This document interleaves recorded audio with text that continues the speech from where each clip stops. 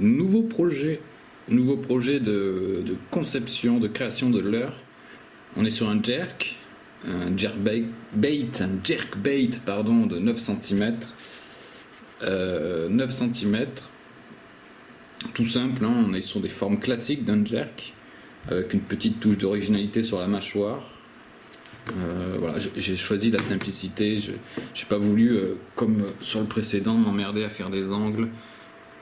C'était un peu trop ambitieux, voire prétentieux pour une première réalisation. Donc là, j'ai choisi plutôt quelque chose de simple. Voilà. À savoir que ce leurre, une fois fini, sera testé en même temps que celui-là, d'ici quelques temps, et que j'aurai sans doute moins de difficultés à le réaliser, puisque je me suis offert finalement une scie à ruban. Une scie à ruban de marque Parkside, fournie chez Lidl Price. Voilà, en faisant mes courses, je suis tombé dessus à un prix défiant toute concurrence, 62 €, si je me souviens bien. C'est-à-dire presque à moitié prix, voire à moitié prix des entrées de gamme qu'on trouve sur internet, que j'ai pas hésité dès que je l'ai vu dans le rayon. Ce qui me permettra de gagner énormément de temps. Je sais pas si vous avez vu la vidéo de celui-là, mais j'ai dû passer peut-être plusieurs jours à découper au ciseau à bois et à la scie à chantourner mon leurre, ce qui était un travail de chinois, voilà.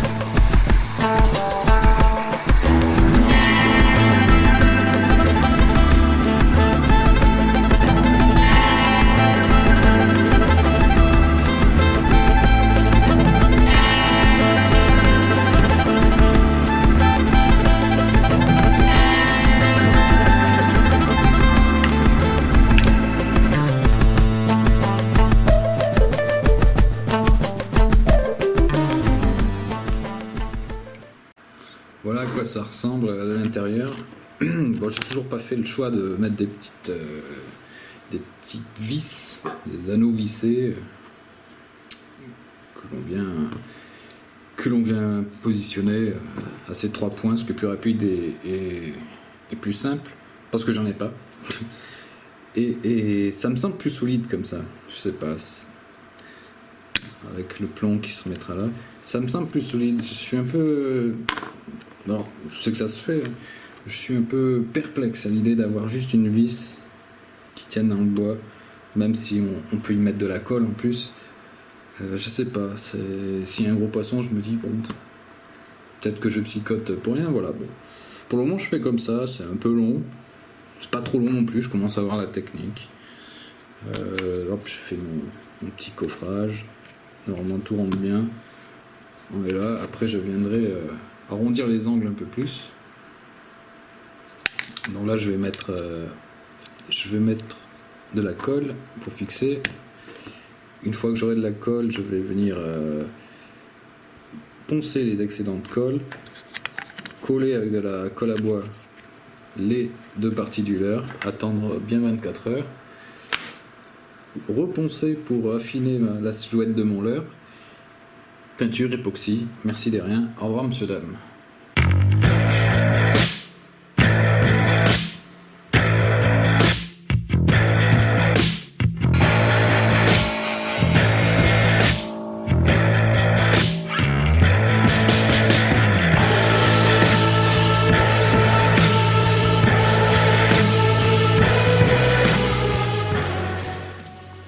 Bon, je m'apprête à faire un essai. S'il coule, c'est bien.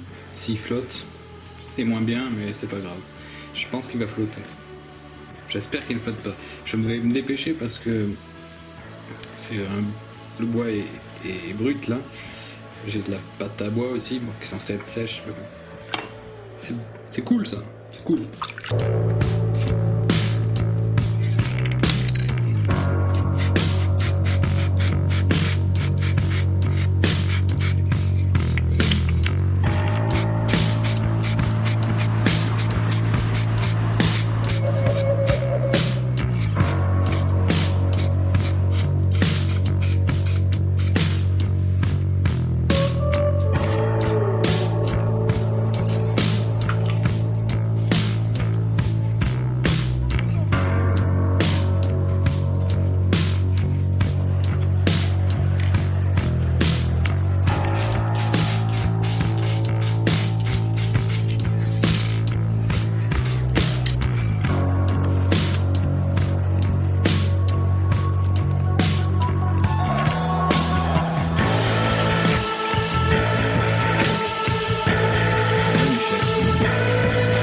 Là, je crois qu'on peut dire que c'est complètement raté, mes points rouges, tout se passait bien jusque j'avance ça et ils sont trop gros.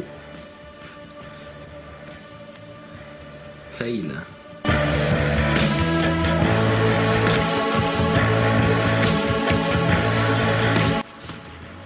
Luc, je suis ton père. Non. C'est le moment de l'époxy. On déconne pas avec l'époxy. Il y en a trop qui font les fifous sur internet à faire ça sans gants, sans masque. En vrai, cette résine est incolore, inodore, mais elle est pas cool en fait. Bon, je me suis acheté ça aussi pour la peinture. Parce que sur mon dernier leurre, j'ai pas mal respiré de peinture. Je me suis dit, bon, on est peut-être pas aux normes là. Peut-être qu'il faudrait pas trop déconner en cette période avec des problèmes respiratoires. Je fais mon mélange et puis mon prix il faut qu'il soit bon. Normalement il est bon, pour le moment j'ai pas eu d'échec. Et puis on va administrer une première couche sur ce verre. Sur une précédente vidéo, je vous disais que l'époxy on pouvait la conserver dans le congélateur. Écoutez, je l'ai testé, je l'ai sorti 48 heures après. Ma résine était toujours bonne, je l'ai fait chauffer en bain-marie pour trouver l'aspect visqueux. J'ai pas eu de problème. Alors pour ceux qui sont intéressés et qui voudraient quelques retours, j'utilise pour nettoyer mes pinceaux de l'acétone. J'ai essayé d'autres diluants tels que le White Spirit, ça ne marche pas ou pas très bien. C'est mieux l'acétone. Le problème c'est que j'ai pris de l'acétone bio, ça veut rien dire, écolo apparemment, qui est moins corrosive que l'acétone industriel classique. Du coup, ça fait que le travail à moitié.